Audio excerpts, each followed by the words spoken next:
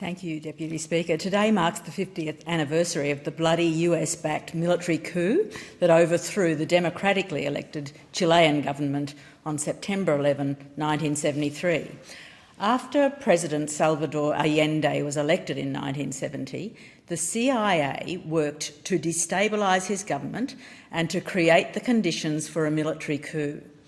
The death toll of the coup and subsequent military dictatorship under the rule of General Augusto Pinochet is still not known.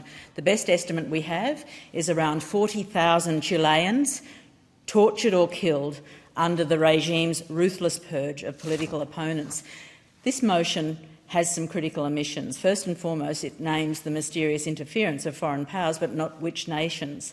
The role of the US is widely known, but many may not realise that Australia also played a role in destabilising the Allende government, paving the way for the military coup.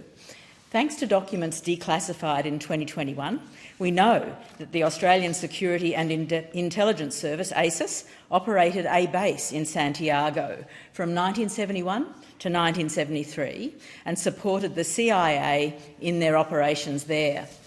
Only around 18 months later, the then newly elected Australian Prime Minister Gough Whitlam ordered the base to be shut down. Unfortunately, we know little else about what ASIS was actually up to during that time.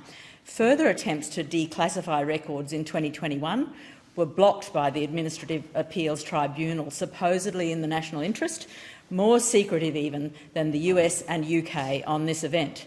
This information is now 5 decades old. The Australian public deserves to know what ASIS was doing there, aiding and abetting a military coup that resulted in the torture and deaths of tens of thousands of people.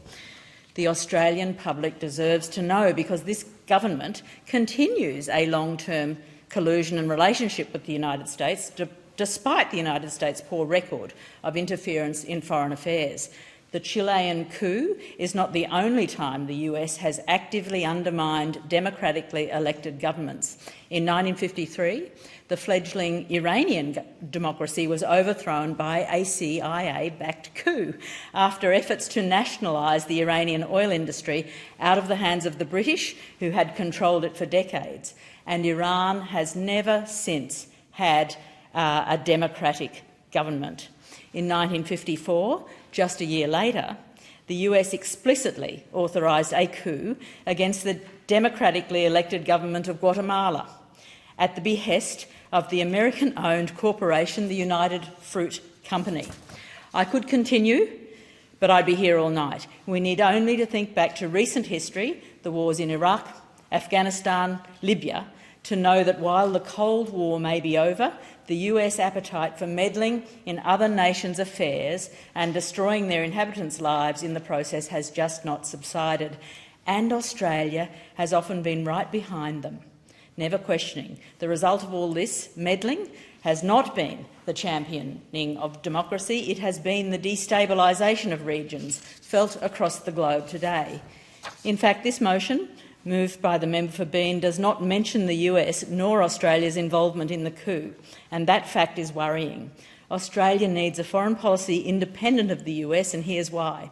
50 years ago today, in 1973, Australia joined with the CIA to help topple a democratically elected government.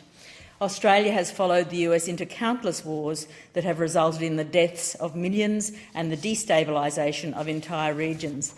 This same Labor Party that refuses to acknowledge this is the Labor Party that has happily signed us onto the AUKUS agreement with the US, spending hundreds of billions of taxpayers' dollars on nuclear attack submarines, ostensibly to prop up US hegemony in the Pacific. Submarines that, even before they've been built, have inflamed tensions in the region and made us less safe. Whispers of dissent at the recent ALP National Conference were summarily crushed, and even former Prime Minister and Labor royalty Paul Keating's calls against AUKUS have been ignored. The major parties seem absolutely incapable of questioning the orthodoxy of US hegemony. Do they really still want us to be effectively America's lapdog 50 years after the bloody Chilean